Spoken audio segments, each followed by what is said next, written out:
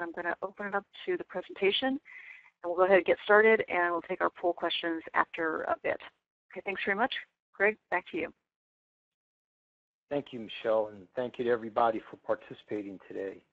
So today what we want to do is we want to talk through common errors. And if we take a quick look at the agenda, you can see that we're going to talk through various types of issues that arise, about validation methods that are available to you and to validate your taxonomy, the extension taxonomy for your company and your reporting, as well as your instance, which is the facts that you're reporting in that taxonomy structure. We'll look at and compare the difference between automated and manual validation and talk about what can be automated and the logical categorization of the types of things that you can do in automatic fashion. XBRL is electronically reported information, and therefore a good part of it should be able to be automatable, not unlike your own accounting systems or any time you communicate information electronically through whatever means you use. Okay, and then lastly, we will close down with really a quick summary and what can be done. So just to give us a premise or preface what we're going to be speaking about, what we're looking at here is just a graphic example of the types of errors that have been recognized to date on the public filings in the public database as maintained on the Edgar system of the SEC. There's over 30 categories of logic here. You could see that invalid member access is the most prevalent error that companies are making, followed by non-neg, required items that are not in filings, etc. So why don't we just, as that being our premise, let's go ahead and start talking about the different issues that arise. Hopefully we will follow these and discuss them in a logical order. If you do have questions during the presentation, please submit them through the chat window, and we will do our best to answer them during the presentation. To the extent we're not able to answer a question, we will follow up either directly or to the group, assuming it's appropriate, with responses after the webinar. Taking a look at the first item, the most prevalent issue that arises is invalid member access combinations. And it's really not that difficult, although I think that many find dimensional modeling in the US GAAP taxonomy or in XBRL in general to be quite confusing. But just remember that in access, so those are the elements in the US GAAP taxonomy that end with the standard label, open bracket, access, close bracket, is also called a dimension, and a dimension is a common theme about which you provide more information. The member elements and domain of members for our discussion purposes are equivalent in that regard, but the member elements that you put or hang on an axis have to be in line, belong to that axis. So if you take a look at our example and we have a geography axis, the members that you put or associate to that axis in order to define facts in an XBRL table have to belong on that axis. Geography axis, you would expect any and all members to represent physical geographies, and using the world as our planet, obviously it would be in the confines of the globe that we know. So geography axis, US, Japan on the left-hand side of our screen, those are acceptable members. But if you look to the right, a lot of times on an axis, we will see members that just don't belong. So geography axis USA is a valid member, but fair value would not be a valid member because fair value is not a geography. So again, whatever geography you're using, or whatever axis, excuse me from speaking, whatever axis you're using, the members must be adjectives and nouns or features and characteristics that belong with that common theme. Taking a look at a second example of another situation that arises quite often in the US GAAP taxonomy, here we're using the debt instrument axis. The debt instrument axis very often is populated with generic members from the US GAAP taxonomy by financial statement issuers filing with the SEC and Exhibit 101 for their 34 or 33 Act filings. The problem with using the debt instrument axis for that reason is that the debt instrument axis expects unique named specific debt instruments, and every company has unique debt instruments. If you issue a bond or a note or some kind of obligation, that is a specific instrument, and you are expected to create an extension member to put on that axis that represents that specific instrument that you've issued. So you could see here that we have a US GAAP member, senior subordinated member. That's a US GAAP taxonomy member, and it's generic. It represents any and all senior subordinated notes that could possibly exist by anyone, for anyone, worldwide. That, of course, is reporting their information in accordance with US GAAP and files with the SEC. Whereas all the acceptable members that you see below that, starting with the notes, 3.875% to 2014 member, all the way down, those are all extension members, unique company concepts created by the company. The extension members are expected. This is an open domain axis in the US GAAP taxonomy, and therefore it expects you to create your own members to be used there. It is used to either disaggregate your long-term debt, for instance, on the balance sheet by the actual debt instrument to which it belongs. So it's a disaggregation of long-term debt, entity-wide context, consolidated value, broken down by the specific debt instrument, or to relate all the additional information, the independent facts associated to that debt instrument. The associated facts would be maturity date, issuance date, face value at date of issuance, interest rate, etc. So again, just realize that open or sparsely populated domains, so open axis, open domains, sparsely populated domains in the US GAAP taxonomy, generally expect an extension member, and you should not use US GAAP generic members on that axis because that would be an inappropriate axis member combination.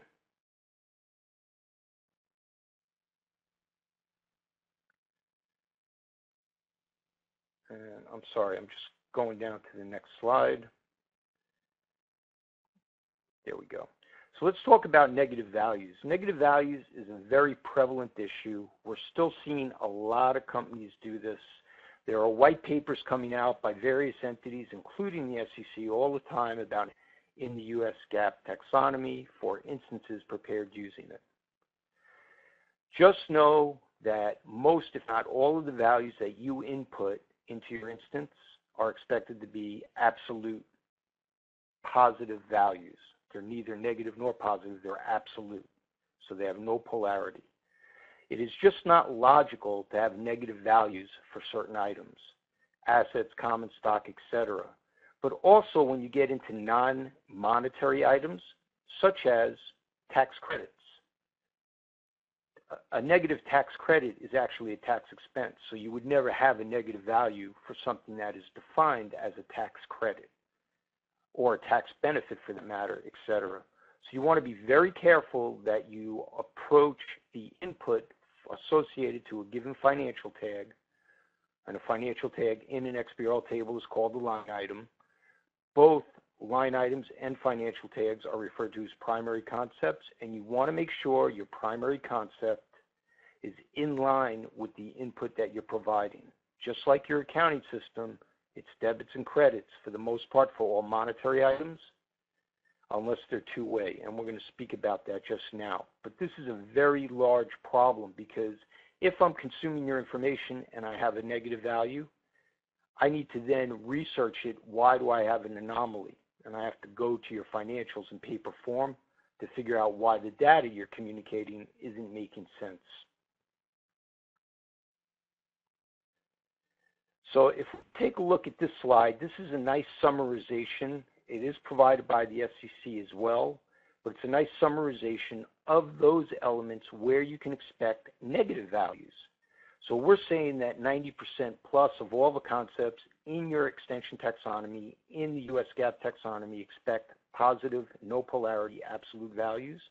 But there are 10% of elements or so that expect positive or negative values. And you will always know what they are because you will see words on the label or in the definitions that say things like increase, decrease, provided by, used in, net, change in, proceeds from, payments for, gain, loss, profit, loss, etc. When you see words like that, it indicates that there is both positive or negative values expected for that concept. If those words are missing, you can assume that you should only have positive inputs, absolute values. Now, how do you know when you would put in a positive or negative value? So you get something that says, for example, interest expense. Interest expense in the base taxonomy is modeled as a debit balance type. In your financials, in the HTML printed published financials, you show interest expense as a negative value in parentheses, but you know that that is a debit value. Therefore, if you have a debit value in the HTML and you have a debit balance type element, it's going to be a positive input. If you add interest income and the element you're looking at only allows for interest expense, it's not going to be the right element. But let's say it was interest income expense net and it was modeled as a debit, and you had a credit value because it represented income, but the balance type as modeled is a debit, then you'll put in a negative value because a negative debit is a credit, right? We only get two choices in accounting, debit or credit, just like baseball, strike or ball. So it's fairly simple. Just rely on your accounting knowledge and your accounting logic, your experience, in order to help you determine what is your positive input. And the graph that you're looking at here will also do that. Now, you need to consider the definition and make sure the words that you're expecting for positive and negative inputs exist. Those words are highlighted and summarized for you on that previous slide. And again, it would be things like net income loss, profit loss, gain loss, proceeds from, payments for, income expense net, and things of that nature. Okay, it indicates that you can have a positive and negative input. If, however, it doesn't say something to that effect, it is only going to be an absolute no polarity, debit or credit for monetary amounts, or positive input for all other numeric tags. And again, you have the link there for your reference purposes to the SEC website where this is spoken to in detail. So continuing with that, just think about sometimes you have a negative value because of a dimensional structure. So if we look at the statement of changes in shareholders' equity that we sent, and we look at the beginning balance, that beginning balance, given that there's non-controlling interest, that would be shareholders' equity, stockholders' equity attributable to parent. In the taxonomy, it's modeled as a credit balance type and a period type instant. It's a point-in-time report, right? It's a value that's as of the balance sheet date. So it's stockholders' equity attributable to parent, credit balance type. We are dimensionally qualifying the components of it. We're disaggregating the total that's reported on the balance sheet in a dimensional structure. The component that represents treasury stock, which is tagged on the balance sheet with no dimensional qualification with the treasury stock element, that's a debit balance type. Here we have a primary concept, a line item that is a credit balance type. Because the member now is treasury stock, we're saying that the treasury stock component of the total stockholders' equity attributable to parent. Since stockholders' equity attributable to parent, our line item is a credit balance type, the value that we are inputting under that treasury stock member that we're qualifying by that member has to be a negative input, because treasury stock is negative to stockholders' equity as a credit balance.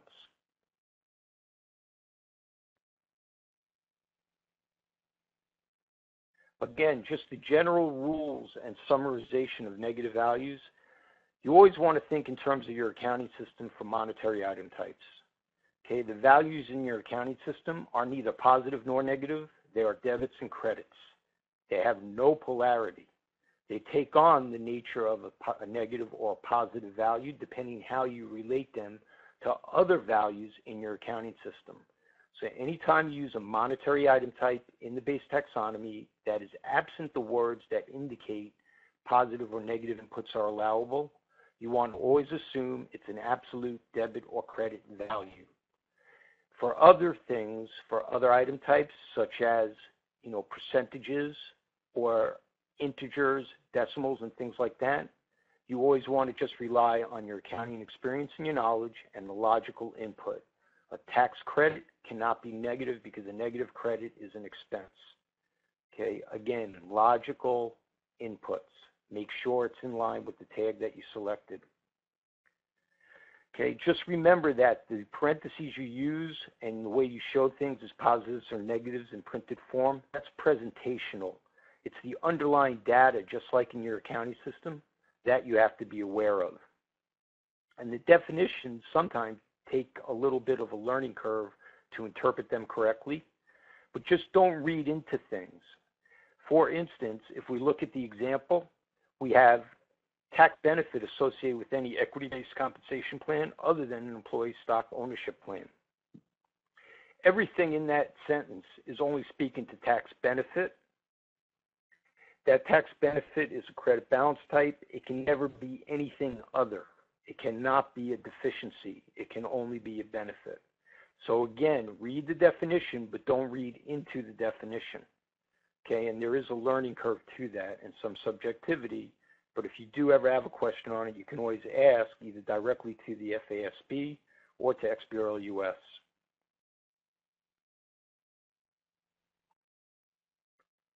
So let's talk about required values not reported. This is another big issue that we run into. So for instance, this is a summarization of the EDGAR Filing Manual 6.5, 2.0, and 2.1.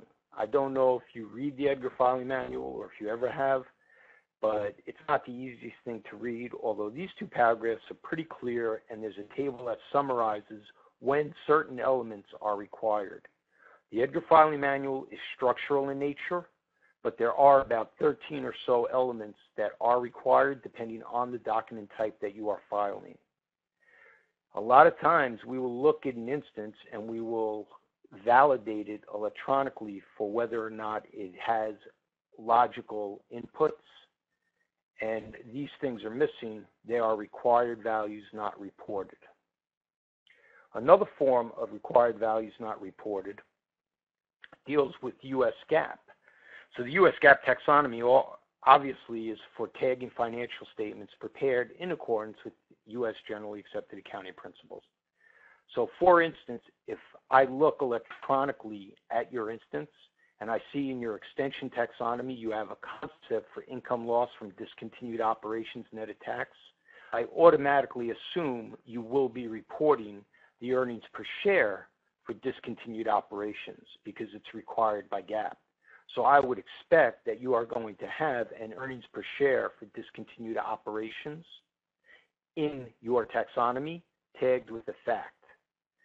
So the first thing we're doing logically is we're going to say instance includes a fact that is greater than or less than 0 for the income loss from discontinued operations net of tax attributable to parent, which is the case that we're using here, although it could be some other such or similar element. There are several elements that could be. Then we'll take a look at the entire instance and we'll look for a fact tagged with an element for income loss from discontinued operations net of tax attributable to parent, right? So that's for the earnings per share. So again, I don't think I picked up the correct element here, but that should be the earnings per share element. And if we don't see an earnings per share element when you've reported discontinued operations, and it doesn't have to be on the income statement, it could be anywhere throughout your taxonomy, throughout your instance, then we say you're missing something that's required. Now maybe you incorrectly extended for it. And that again would be an issue because the EDGAR Filing Manual says that you should not extend for standard taxonomy elements. So you should not duplicate something that exists in the standard taxonomy. Standard taxonomy being the US GAAP taxonomy. So again, you want to make sure that if you have something reported that requires something else by GAAP, you want to always have the inclination or the intuition that the element exists in the US GAAP taxonomy, and you don't want to consider extending unless you spend a diligent amount of effort trying to locate that element. Okay. Additionally, in connection with that, once we see something that's required, we might also check to see whether or not it is of a monetary value that could be reported. So very often, companies will report earnings per share down to the 100th of a percent or a basis point. So we'd create a rule that would say, hey, you don't have the tag we're looking for. Is it because you've determined that it's immaterial? It's not significant enough to report. And then we'll do a value check and we'll see whether or not that's the case. And if it's not the case, then we would flag it as an error. So you just want to be careful that you do have all required elements, whether they are required outright through the Edgar Filing Manual for document entity information items, or whether they are indicated as required by GAAP because of mutually inclusive disclosures that are required because of the existence of something else. You also have many intersections with dimensional modeling that should never be populated. And this is also another common error that we see. So for instance, here we're looking again at the statement of changes in shareholders' equity of an entity, and we have net income. You would never expect net income to intersect with common stock member. Why? Because it doesn't make any sense. The only member net income should theoretically be intersecting with on a statement of changes in shareholders' equity would be retained earnings. Unless, of course, you do have a non-controlling interest, in which case the non-controlling interest member would also be acceptable. However, no other member or component of equity would be expected to intersect with the primary concept, the line item, for net income loss. So again, you want to make sure that the intersections, the way you define your values, make sense and are in line with the logic of the financial reporting and the information on the values, the assertions you're making in your printed reports, where much of that is implied information.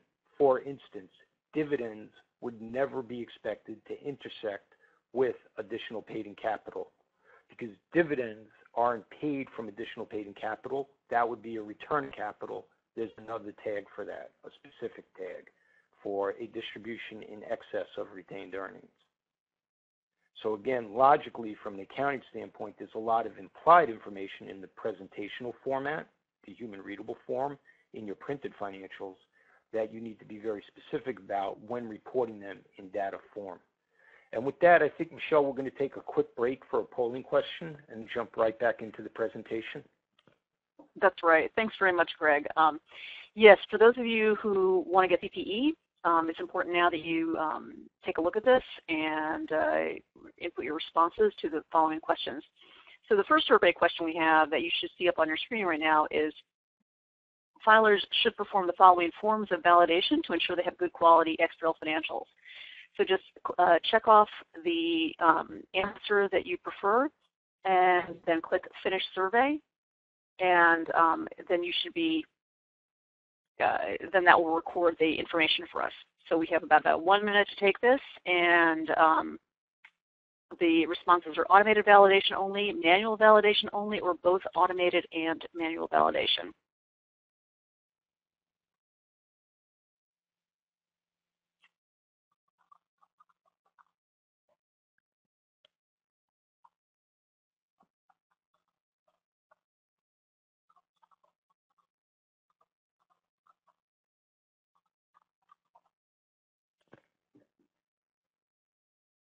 So just check off your answer. Okay, great.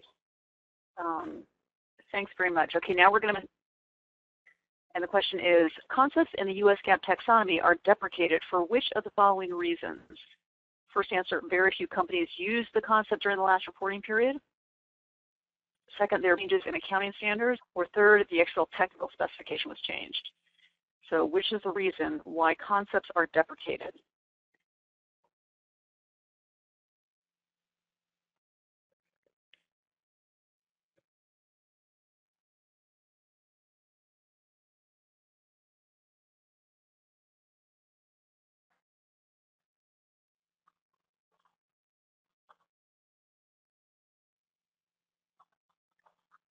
Okay, 20 seconds have gone by, a few more seconds.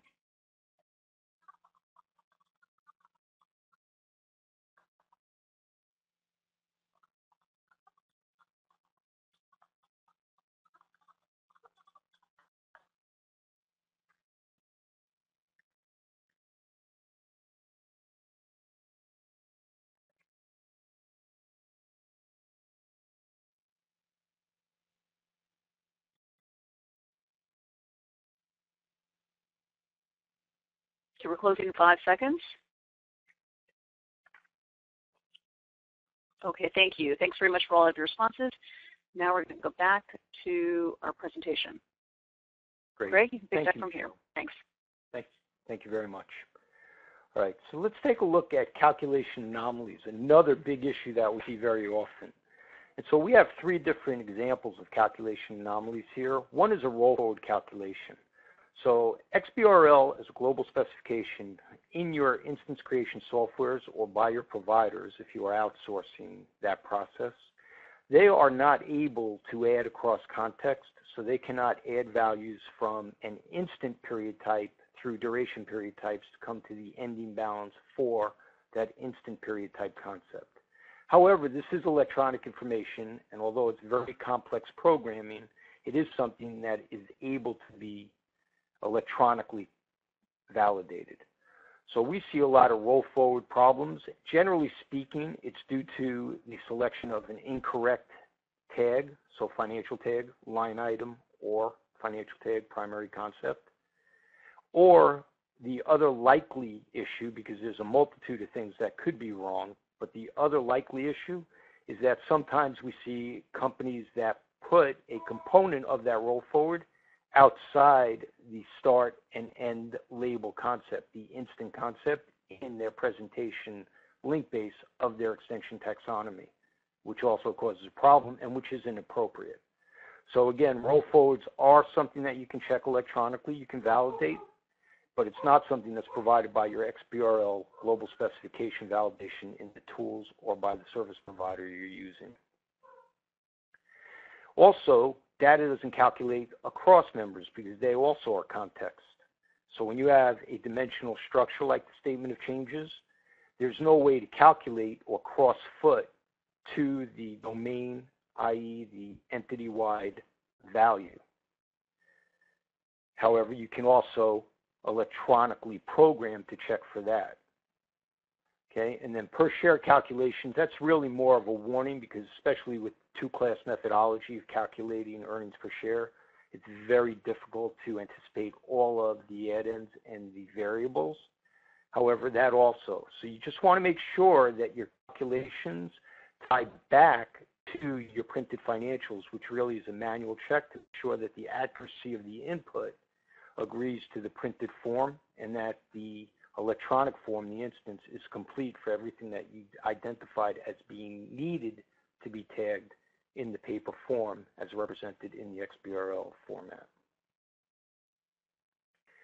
Calculations is also a big issue. The SEC does not and has not been able to effectively build a automatic check or validation for missing calculations. However, it is possible to identify missing calcs based on those elements that you expect to always have a calculation relationship. So this is something that you can automate. However, we do see very often that there are missing calcs. Please be aware that the Edgar Filing Manual says anywhere in the of financial statements you have 2 or more line items coming to a net or a total, you must provide an effective calculation in the extension taxonomy, so in the calculation link base of the extension taxonomy. An effective calculation does not mean it mirrors the orders of the elements in the presentation. An effective calculation means that it complies with the global specification for XBRL and that it supports the presentation. So you very well might be reordering the elements in that calculation because of the way the US GAAP taxonomy is modeled.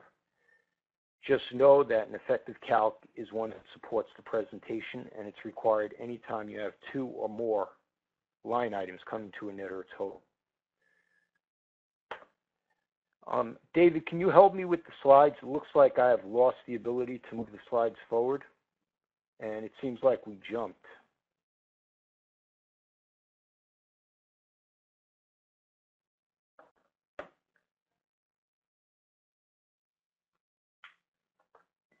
Greg, what slide do you need to go to? It would be slide 15. Yeah, it looks like I got my mouse back, by the way. Okay, so another thing that we see a lot of issues with is date context. So this slide just summarizes for you the three basic different date contexts you can apply to a value, and it really follows US GAAP logic. If you have a contractual obligation as of the financial reporting date, it is going to have the required context or the end date of the required context. That means the most current period being reported or the period that is applicable to it. For instance, minimum future rents payable is a liability you report in your disclosures, and it's as of the balance sheet date. That's the context it would get. A subsequent event as defined by GAAP is an event that or transaction that occurs subsequent to the balance sheet date prior to issuance of those financials or when those financial statements are ready for issuance. So if you have an event or transaction that occurs subsequent to the balance sheet date, the proper context is going to be the actual subsequent event date. And if it is a durational concept, it could be the first day of the next period. So if you're a calendar year company and the subsequent event happened in the first week of the following year, you could have it 1/1 to 1/7 of that year as a durational context. And if it's an instant, it would be the actual date of the transaction that occurred subsequently. Okay, and also by convention and by agreement with the FASB, you'll put a subsequent event member on it as well. Okay, if, however, the context date on the value goes out more than 90 days past the end date of your financials, so the balance sheet date, we would expect that that's a forecast and that it would get a forecast member. The reason being that it's going out 90 days or more past the date of the financials, so it's after you've already issued those financials, submitted them to the Edgar system. Therefore, it must be a forecast. Otherwise, why wouldn't it just be reported in the next quarter or the year-end statement?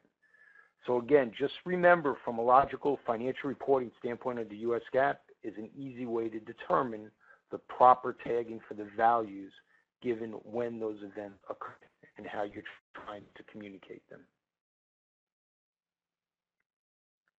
Another issue that we see quite a bit of is incorrect calculation weights. Okay, just remember, monetary values are debits and credits.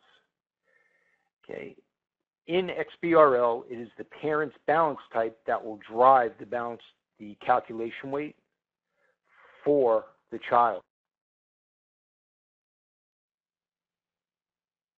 When the calculation weight of the child is the same as the parent, it's going to be a +1 calculation weight. When it's opposite the parent, it's going to be a -1 calculation weight. There are certain cases where the parent does not have a balance type, just like net cash provided by used in operating activities. When that's the case, logical order or the logical calculation weight for the child. So if you have something that is a credit balance type and it's adding into something that's an expected debit as the parent, it's going to have a -1 calculation weight. Just from a cash flow standpoint, think of it in terms as credits or natural cash outflows. In that reconciliation of the net income loss to cash provided by used in operating activities, cash outflows are a -1, i.e. credit balance types. Cash inflows, debits, are +1.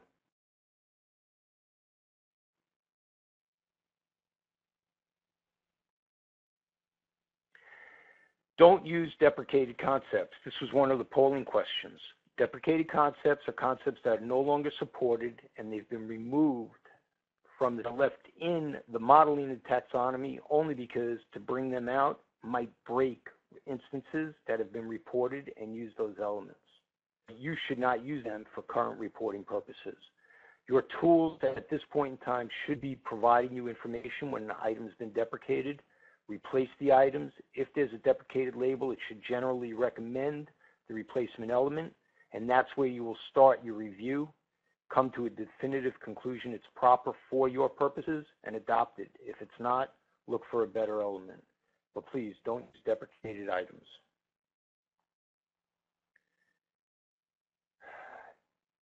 The slide that we're looking at here is blank on my screen. I don't know if that's how it's coming through for you, but I will describe for you what it shows. It shows a balance sheet, and it is showing the equity section of the balance sheet.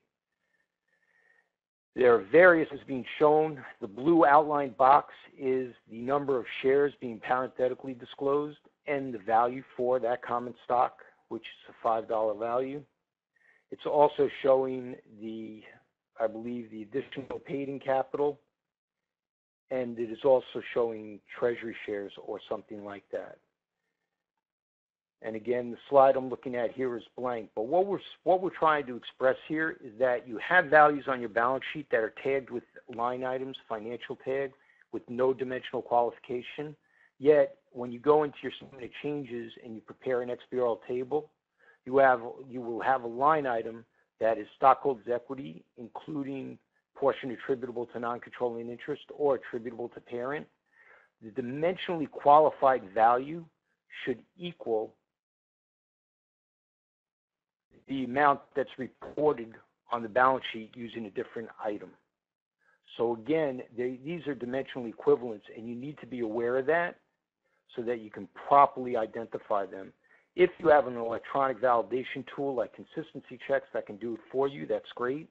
Otherwise, please be aware that you can have an item reported with a line item with no dimensional context represented by a different line item with dimensional context.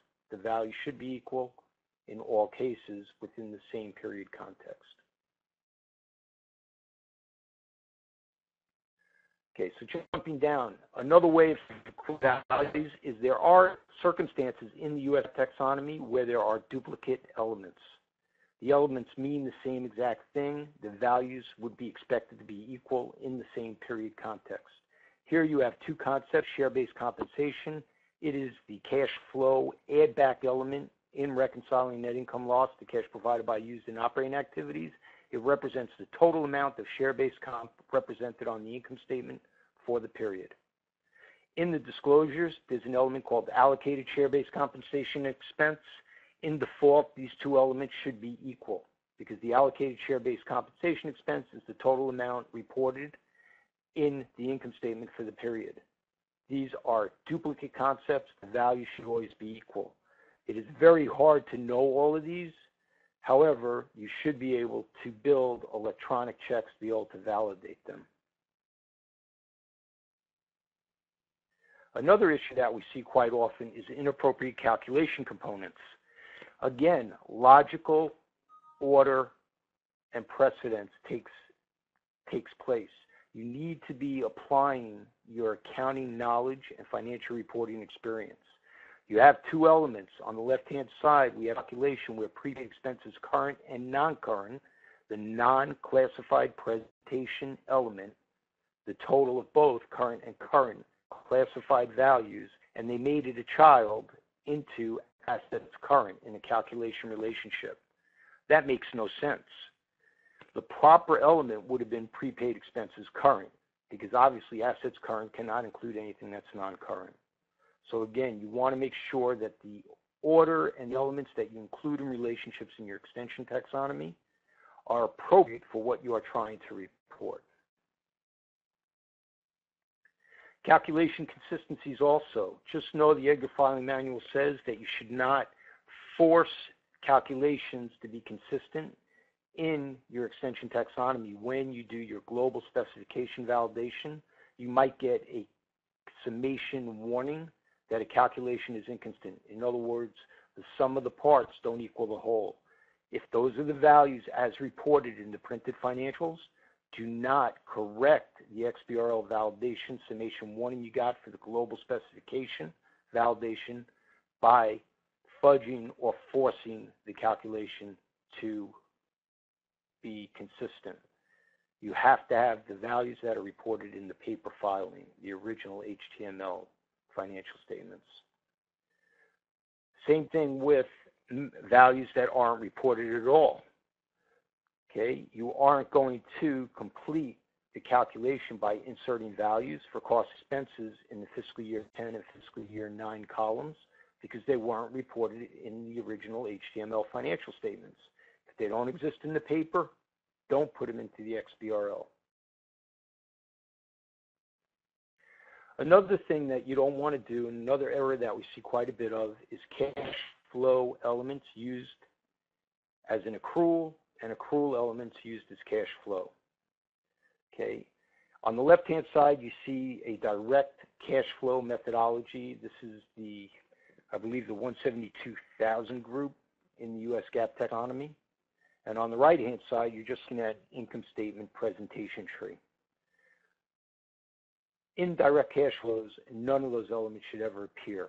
Now, if that was an indirect method and it was the reconciliation net income loss to cash provided by using operating activities, then the income statement elements you have chosen may very well appear in that reconciliation. But you would never expect to see accrual items come from the income statement and being represented in an indirect cash flow in the financing and investing activities section of that cash flow. So again, do not use accruals for cash flow and cash flow for accruals.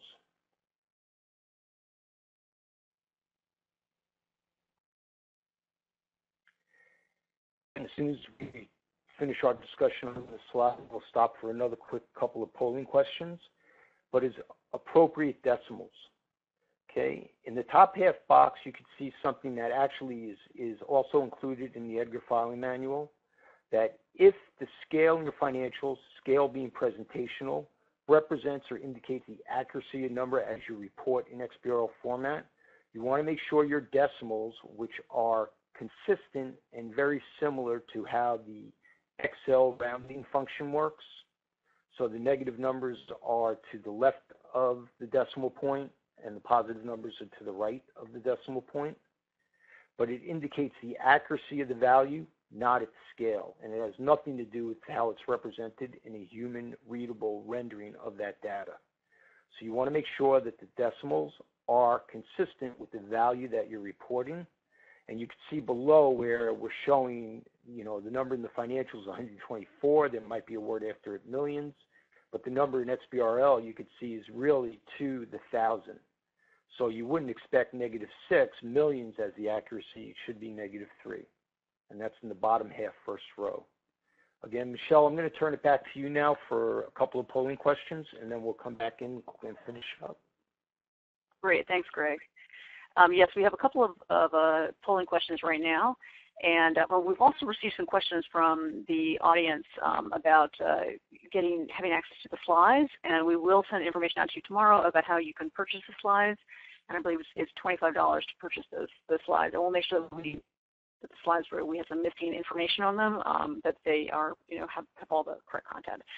So the first poll question we have right now is the most common type of error in XBRL SEC filings is negative input value errors, invalid X combinations, required values not reported, or positive input value errors. Which is the most common type of error in XBRL SEC filings?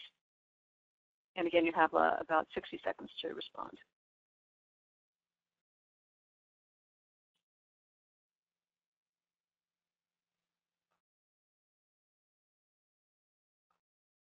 Again, as you put it up to check completed survey, so that will register your answer.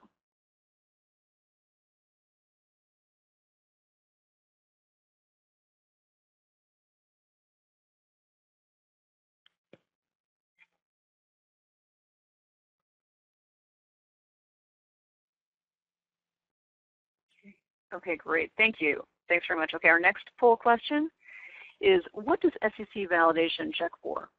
It checks that the filer is following the correct technical specs. It checks that the XBRL document adheres to the structure of taxonomy, or it checks that the document complies with the automated rule of the SEC Exit Filer Manual. Check the answer that you choose and check complete survey to register it. And you've got about 2 seconds to 12 days to respond.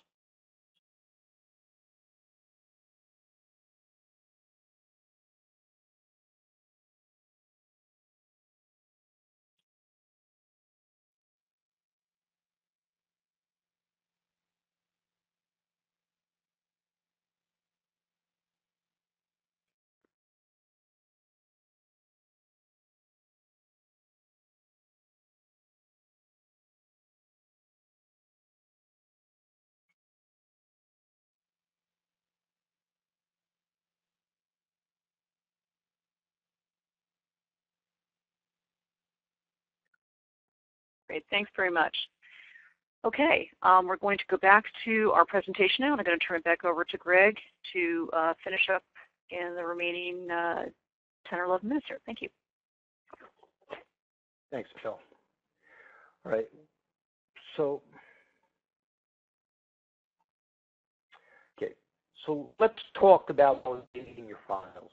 Okay, when you're validating your Exhibit 101, you want to use both automated and manual review techniques. Automated validation uses electronic means in order to validate that your document does three things. One is agree with the global specification.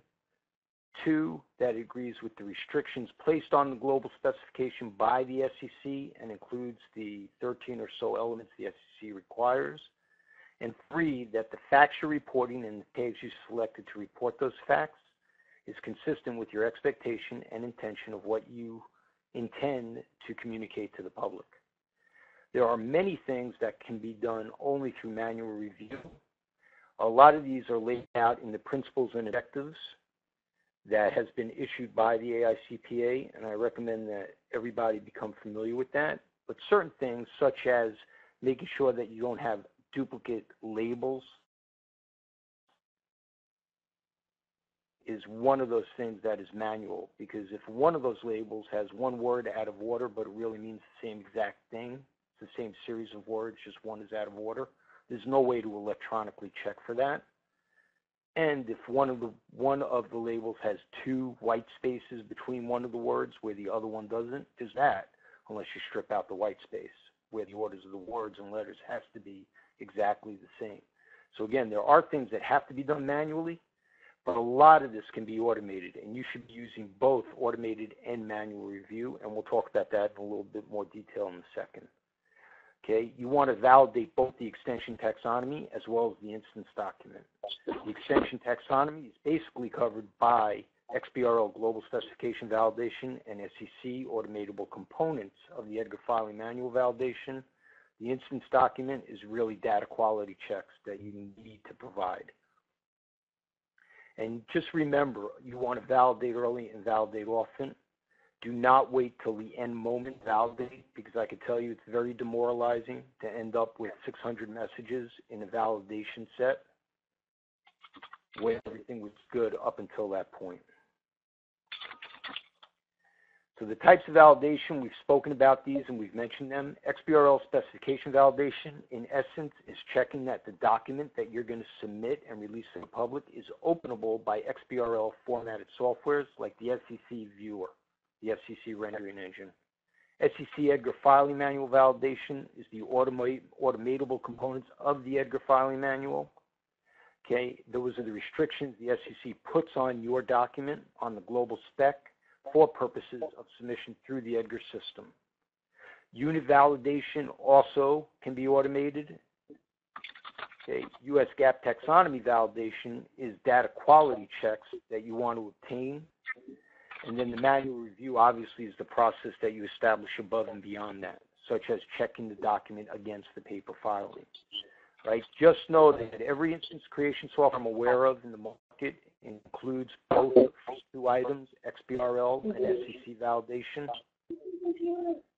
US GAAP Taxonomy validation, the most comprehensive set and really only set of rules I know is the one that's been created by XBRL US, the consistency checks, which also includes unit validation. However, unit validation is being included more and more often in many of the tools in the marketplace. Okay, again, the specification validation, my slide is showing blank, and I'm not really sure why that is, but the picture that should be there is really reference to the XBRL specification 2.1, which is available on XBRL International's website. Just be aware that members of XBRL US, Campbell Pride and Philip Engel, both of whose names I'm sure you're familiar with, are two of the 8 original names on that written global spec. So the base of knowledge is extensive coming from those individuals. use unit validation to make sure that the data type, as shown item type, is listed in the units registry and that the unit that you selected agrees with that registry. You want to make sure that you have not created extension units for units that exist and are defined by the registry. You can, however, use units in the registry for data types not in the registry, or you can extend unit types for data types not in the registry. So the unit validation, those are the things that have to be covered. And the next slide provides you a crosswalk from various unit types to the data type for which it would be used with. So if you select an element that's one of those data types, you provide a value, the unit reference that you put on that value in your instance would have to agree with the crosswalk. Obviously, the registry is much more complete. Data quality checks are something that's very important, and that would be the footing and proofing of a Word document, if you would. It's making sure that the facts reported make sense and that the logic of those facts with the elements that you selected are complete and make sense. Again, if you can validate it electronically, you should, as long as that validation is cost beneficial. And again, all the validation sets that we've spoken about, XBRL US consistency checks, SEC Automated Components Jaeger filing manual, and XBRL global specification validation sets, they are complementary, not competitive. It is together they create one robust review environment. So the automated versus manual validation. Automated validation, facts, the values, and the metadata. Any given fact in an instance is going to have at least 5 pieces of information that define it. One comes from your taxonomy, and that's the primary concept, the actual data tag. The things that are on it in the instance, so the metadata that you put on every value in your instance, include the entity, the decimals, the period context, and the unit of reference, the unit of measure. If you can check that electronically, you should, because to do so manually is next to impossible. If you had enough time and resources, you could theoretically do it. I just don't know that anyone has enough time and resources. The electronic validation is also checking the tag selected. So you've selected stockholders' equity attributable to parent, yet we see a non-controlling interest member, and you don't have stockholders' equity, including portion attributable to non-controlling interest. Obviously, there's a tag missing, or you selected a bad tag. All right. Also, the relationships between elements, such as recalculating roll forwards, looking at presentations where you have a period start label but no period end label, things like that. Those things are also electronically validatable. Manual review deals with completeness. Did you tag every fact that you needed to tag? Has the numbers that you had to tag be input correctly from the paper going into the electronic form? And did you select the right concept to begin with, which is a very human-intensive process, because only you, with your experience and knowledge, know if you selected the right tag. The slide that you're looking at here just shows you the 31 logical categories that you can check for, at least that we've identified to date, that can be checked for. We have developed rules in each one of these categories. In addition, there are 2 more categories listed on the XBRL US website that deal with a valid document and whether or not it's compliant with the global specification and whether or not it complies with SEC validation, because we have a premise before you check the data quality that you will have a valid document for SEC purposes, which includes, of course, the global spec. And then you just want to make sure that you have internal controls in place to cover the documentation, controls, and procedures mandated and expected by the SEC. The SEC expects a filer to prepare their financial statements and issue them, and that they make sense. It is your responsibility to make sure your paper financials foot, tick, and tie, and that they proof. Okay, you can file a document rife with typographical errors that doesn't foot and doesn't tick and tie with the SEC, and they may never even identify it unless somebody complains or they just happen to randomly select your file for review. but it's your responsibility as a company and our responsibility as accountants and financial reporting professionals to get it right the first time. Again, that covers pretty much everything I wanted to talk about today. If you do have questions, please get them to us. And with that, Michelle, I'm going to turn it over to you for a last polling question and to close up the session. Great, Greg, thanks very much. Okay, we have one last polling question, and you can see it up on your screen here. Manual checking must be performed to check for which of the following: for completeness and accuracy, to check that the document adheres to the technical specification for XBRL, or to check that the XBRL complies with syntactical EDGAR rules. So please input your response and click complete survey, and then we'll move on.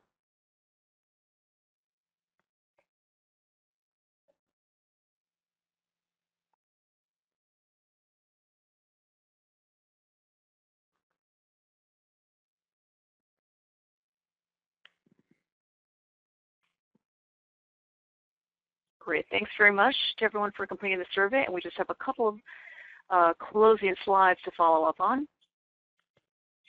First, I do want to thank Greg Saunders very much for his presentation today, and I hope that it was helpful for everyone. And I also want to remind you that in order to get CPE, you all fill out a survey that's going to be emailed to you. And I just also want to mention a few educational programs we have coming up and some special offers that we have. The XBRL Consistency Suite is a tool that Greg mentioned during the talk today that helps you identify and resolve data quality errors. So it runs a number of those automated checks specific to US GAAP reporting. And we're offering a special discount of $500 off the regular price for today's registrants, and that offer expires July 19th. So you'll be receiving an email tomorrow with some more information on that. I also want to mention that we have an upcoming conference, September 15th through 17th in Bellevue, Washington. It's our XBRL US National Conference, which is going to be really hands-on best practice training, plus insights into the use of corporate XBRL data, and provides a lot of new information about some significant changes taking place in the US GAAP Taxonomy on pensions and fair value. It's also going to cover some of the new accounting standards that are coming out, including revenue recognition, as well as discontinued operations and disposal groups. So we urge you to take a look at the event. We have early registration rates in place right now through the middle of July, and you can find out more at conference.xbrl.us. The last program that I wanted to mention to you is our online learning program called the XBRL US GAAP Certificate Program. This is a 40-plus CPE credit program that was developed jointly with the AICPA, and provides a significant number of modules covering everything from the fundamentals to individual footnotes. And for registrants, again, we're offering through July 19th a special discount of 10% off the regular price for anyone who has registered for this event. This just gives you a picture of one of the programs on goodwill and intangibles. The topics that are covered, as I mentioned, cover fundamentals, which covers like the US GAAP taxonomy, instance document creation, company extension creation, covers statements, cash flow, OCI, and balance sheet, income statement, and it also covers lots and lots of different disclosures to make sure it gets you up to speed on all of those topics. So you'll be hearing more about these in an email that I sent tomorrow, along with a link to the replay and information on how to purchase the slides that were presented today as well. So again, thanks very much to everyone for attending, and we'll send you an email tomorrow, and hope to see you on future XBRL US events. Thanks very much. Bye.